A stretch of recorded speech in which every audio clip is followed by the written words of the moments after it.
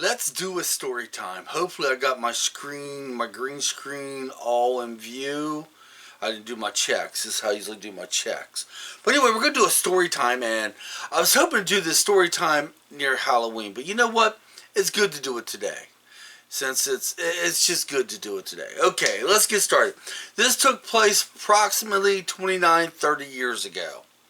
This also took place at the time I first started getting into ghost hunting. Back that many years ago, and we're going to do this uncut, okay? Straight through, guys. That means I'm not going to be here, or I'm not going to be there. I'm going to be probably here and here, but no jump cuts. Back that many years ago, when I first started getting into ghost hunting, all I really did back then was grab a goop. Did you hear what I just said? I grabbed a goop. I grabbed a group of friends. There's about 6 of us all together, and every weekend we would pick a place in my area and go there at night and ghost hunt it. It's usually something that, hey, did you hear about that place over there? It's haunted. Well, there's always places like that. Well, one particular weekend, we basically heard of a place in the middle of nowhere. It was a graveyard that only had at the most maybe 10 graves in it, and it was in the middle of nowhere. It was about 45 minutes from home. And the story goes, there was a little girl's ghost that would appear there about 3 o'clock in the morning. So, of course, we jumped on it. Now, back in them days, we had no computers, no video equipment whatsoever. Only thing we did have was recording devices and a flashlight. That's it. Back then, we didn't really care so much of actually capturing the ghost as much as we want to see a ghost. So, we drove out there, and we get to this place, and it's in the middle of nowhere. It's, I'm guessing it was on government land. I'm not sure. At the time, there was no sign saying that we couldn't be in there. At least we couldn't see anything, but we didn't look that hard. So, we started to walk on back, and we get close to the graveyard. Well, another one of our friends that's usually part of our group drives up behind us. He came in a separate car. And while my friends are going up there, I was like, I'm going back to talk to him for a while. So I went back to talk to Paul. While I'm back there talking to Paul, Paul's like, well, I ain't going to be able to do it today. I got some things to take care of. But Mike, if you guys going to look at the graveyard, after that, why don't you go check the abandoned old farmhouse in the woods? It's about down the road that way a little bit, and you see the trail, There's an old abandoned farmhouse there. I was like, whoa, that got my attention. It wasn't so much the graveyard. I was like, there's a abandoned farmhouse? History. Oh yeah, I'm on this. Well, I made my first mistake. I didn't tell my friends that was up in the graveyard what I was doing. And they're up there, and they see Jeff take off. They didn't see me walk down the road, so immediately they thought I'm with Jeff, right? Or not Jeff, Paul. Why did I get the two mixed up? Immediately they thought I was with Paul. So there I am walking down the road, and I finally go up into the woods. After a little bit, I see the abandoned farmhouse. Similar to what I got on the green screen if it's working right now. Okay, that's if I'm able to get it on there. Similar to that, not as nice. This place was falling apart. No windows. It was just completely condemned. Totally falling apart. So I'm taking my flashlight and I'm walking around the place. Wow. That is so cool. Wow. Not really ghost hunting at this time. No. I'm getting the historical thing of it. Wow. And I was like, that door's kind of open. Here's where I'm about ready to make my second mistake, guys. I walk in. Bad news, guys. If you ever come to an abandoned house, do not go in them. No! I did. Walked on in there, and the first thing I see is some old wallpaper falling off the wall. I was like, wow. I wonder what this place is like in its heyday. I wonder what it was like when people lived here.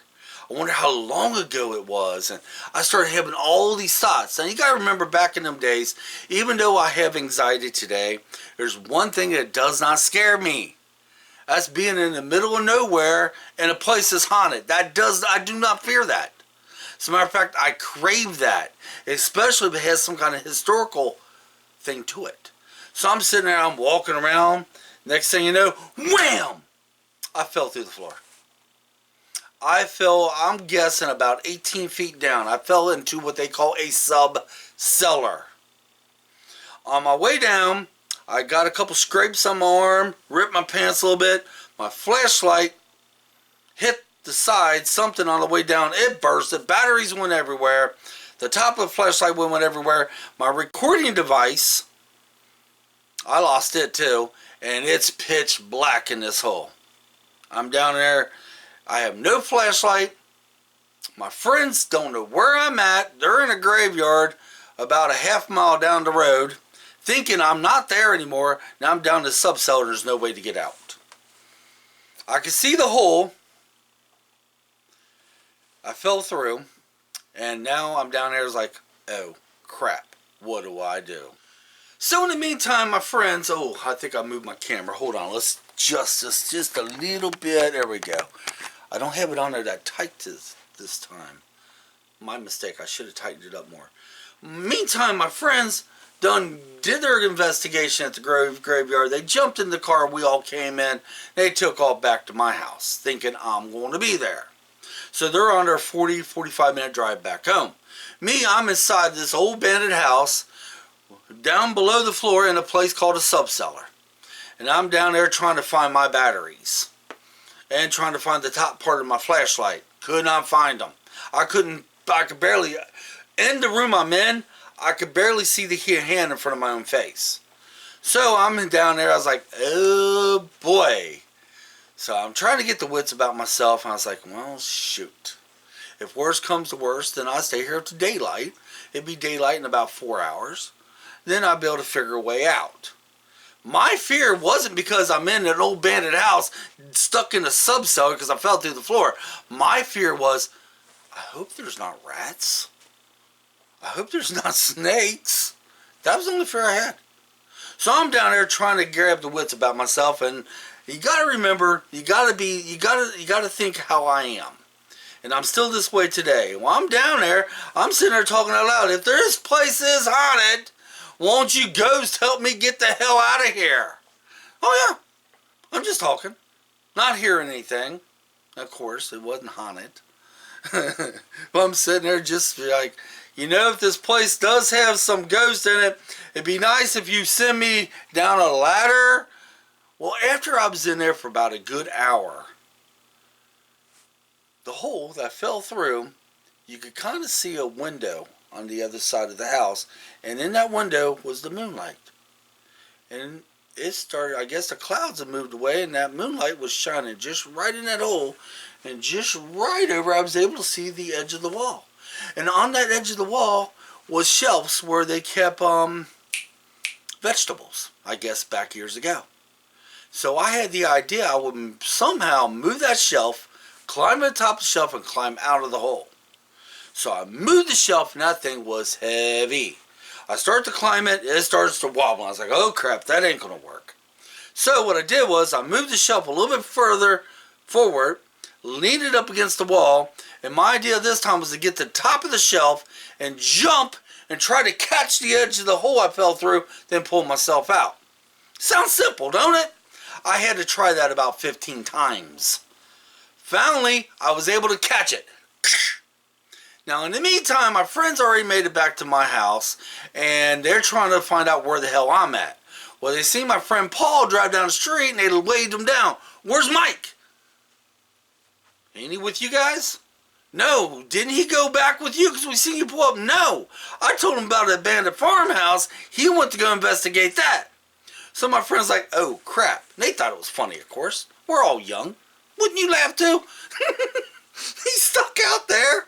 He's out there by himself. So after they had a good old laugh about it, on my expense, they decided to go for that long drive back. And they wasn't happy about it. Of course not. Me, I finally get myself out of the hole, back up into the house, and I got outside the house. I'm dusting myself off, and I make it down to where the graveyard is. I noticed that they're gone. I was like, oh, crap. I was like, well, shoot. I know how to get to the main road. And you got to remember, we're in the middle of nowhere. Totally nowhere. I was like, well, I know how to get to the main road, and it'd be daylight soon. I just thumb on my way home. I thumb. Hell, that's how I got around a lot of times back in them days, with my thumb. Don't do that today, guys. It's illegal, okay?